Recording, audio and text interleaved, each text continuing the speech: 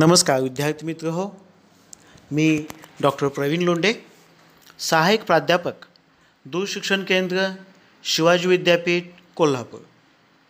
विद्यार्थी मित्र हो, आज आपण या ठिकाणी BA मराठी या अभ्यासक्रमातील सत्र 6 काव्यशास्त्र या विषयातील घटक क्रमांक 1 शब्दशक्ती या घटकाच्या अनुषंगाने चर्चा करत आहोत. ही चर्चा करत असताना दूरशिक्षण केंद्रांतर्गत जे स्वअध्ययन साहित्य तयार करण्यात आले त्या स्वअध्ययन साहित्याचा आधार आपण या चर्चेसाठी घेत आहोत. आज आपण या ठिकाणी व्यंजना या शब्दशक्तीच्या अनुषंगाने चर्चा करत आहोत. मागील लेक्चर्समध्ये आपण व्यंजना शब्दशक्ती म्हणजे काय पाहिलं, त्याच्यानंतर शाब्दिक व्यंजना या प्रकारासंदर्भात चर्चा केली. आज आपण या ठिकाणी अर्थी व्यंजना या व्यंजनेच्या अनुषंगाने पाहत आहोत. अर्थी व्यंजना या व्यंजनेच्या प्रकारामधून व्यंजनेचे खरे सामर्थ्य प्रकट होते. म्हणजे केवळ एका द्वयर्थी शब्दावर किंवा अलंकारांवर ही व्यंजना अवलंबून नसते, तर ती संपूर्ण कविता व्यापून राहिलेली असते. म्हणजे पद्याच्या वाक्यार्थाबरोबरच किंवा लक्षार्थाबरोबरच वाचकाच्या मनामध्ये अनेक प्रकारचे संमिश्र भाव निर्माण होत असतात. म्हणजे रसिक मनामध्ये भाववलये निर्माण करण्याचे हे सामर्थ्य वाच्यार्थ व लक्षार्थ यांच्या क्षेत्रापेक्षा कितीतरी वेगळे व व्यापक आहे. अर्थीव्यंजनेचे 3 प्रकार पडतात. 1 वस्तुध्वनी, 2 अलंकारध्वनी आणि 3 रसध्वनी. तर आज आपण या ठिकाणी सुरुवातीला वस्तुध्वनी पाहूयात. आता वाक्यातून व्यक्त होणारा व्यंगार्थ जेव्हा केवळ एखाद्या वस्तूचा किंवा कल्पनेचा आविष्कार करतो तेव्हा वस्तुध्वनी होतो. म्हणजे सूर्य अस्ताला गेला या वाक्यामधून ते वाक्य उच्चारणाऱ्या विशिष्ट व्यक्तीला अनुसरून वाचकाला ते वेगवेगळे अर्थ जाणवतात. ते केवळ वस्तुरूप आहेत. थोडक्यात जेव्हा व्यंगार्थाने जाणवणारा भावार्थ पुष्कळशा प्रमाणात दुसऱ्या प्रकारात साध्या वाक्यार्थानेही सांगता येत असेल तर ते वस्तुध्वनीचे उदाहरण होय. म्हणजे कुणी मरावे कुणी मरावे, कुणी जगावे खाऊन दगड, वितळून कुणी आयुष्याला ओतावे आणि सोन्याचे धड, ही मर्ढेकरांची कविता आहे. या कवितेचा अर्थ वाच्यार्थाने सांगता येईल का? म्हणजे व्यक्तीच्या नशिबी फक्त दुसऱ्यासाठी कष्ट उपसणे एवढाच भोग असतो. या प्रकारच्या वाक्यार्थातून तो सांगता येतो. पण दगड खाऊन जगणे, आयुष्याला वितळून सोन्याचे घड ओतणे या ठिकाणी लक्षात घ्यावा लागतो. त्या व्यक्तीच्या नशिबी दुसऱ्यासाठी कष्ट सोसण्याचा आहे. त्या कष्टाचा उपयोग दुसरेच घेतात. अशा प्रकारचा अर्थ वाच्य होऊ शकतो. म्हणून तो वस्तुध्वनी आहे. हा लोकध्वनीचा प्रकार आहे. त्यानंतर अलंकारध्वनी हा लौकिक ध्वनीचा दुसरा प्रकार होय. यामध्ये व्यंगार्थ होऊ शकतो. म्हणजे डॉक्टर लीला गोविलकर यांनी आपल्या अभिनव साहित्यशास्त्र या ग्रंथामध्ये अर्थी व्यंजनेची उत्तमोत्तम उदाहरणे दिली आहेत. त्यांच्या आधारानेच हा विषय आपल्याला समजून घ्यावयाचा आहे. खरं म्हणजे अलंकार हा काव्याचा शोभादायक धर्म जेव्हा मुख्यार्थाला अलंकृत करणारा अलंकार हाच प्रमुख होतो तेव्हा अलंकारध्वनी हा प्रकार साधतो. म्हणजे इथे अलंकार सूचित केलेला असतो, तो स्पष्ट नसतो.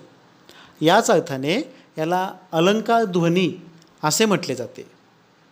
म्हणजे समिधाचा सख्या या, त्यात कसा ओलावा, कोठून फुलांपरी वा मकरंद मिळावा, जात्याचं वृक्ष त्या एकच त्या आकांक्षा, तव अंतराग्नी क्षणभर तरी फुलावा. या ओळीत समिधा म्हणजे पद्यपंक्ती, ओलावा म्हणजे गोडवा आणि मकरंद म्हणजे रसतत्व इत्यादी अर्थ या अंतराग्नी या शब्दप्रयोगाने सूचित होतो. म्हणजे अंतराग्नी हे रूपक आहे आणि पहिल्या 3 ओळीमध्ये मात्र उपमेयाचा निर्देश केलेला नाही, म्हणून हे अतिशयोक्तीवर आधारलेले अलंकार ध्वनीचे उदाहरण होय. आता अलंकार ध्वनीमधील अर्थही दुसऱ्या प्रकाराने सांगता येतो. म्हणजे वृक्ष पद्यपंक्तीमध्ये गोडवा, काव्यसौंदर्य यासारखे गुण जाणवत नसले तरी वाचकांच्या मनातील विचाररूपी अग्नी तो क्षणभर जरी फुलवू शकला तरी ते पुरेसे आहे. या शब्दांच्यामुळे कुसुमाग्रजांच्या या पद्यपंक्तीचा आपणास अर्थ सांगता येतो, म्हणून तो लौकिक ध्वनी आहे. त्यानंतर रसध्वनी. आता रसध्वनीला अलौकिक ध्वनी असे म्हटले जाते, कारण तो वाच्यार्थाने कधीही प्रकट करता येत नाही. कारण काव्यार्थाची प्रतीती ही साक्षात नसून ध्वनिप्रतीतच असते. ही ध्वनिप्रतीती येण्यासाठी त्याचे आकलन होण्यास रसिकाजवळ प्रतिभा असायला हवे. म्हणजे नववधू, औदंबर, माळाचे मनोगत, संगमोत्सुक, डोह यासारख्या कवितांचा आस्वाद हा रसिक मनाशिवाय शक्य नाही. आणि रसिकालासुद्धा कवितांच्या वाचनाने जे जाणवते ते दुसऱ्या शब्दामधून प्रकट करणे शक्य नसते. या कवितांच्या परिशीलनाने त्यांच्या मनामध्ये अनेक भावतरंग निर्माण होतात. म्हणून यासाठी सगळा गाडगीळ म्हणतात की महाकाव्यातील रसप्रतीती ही ध्वनिप्रतीतीच असते.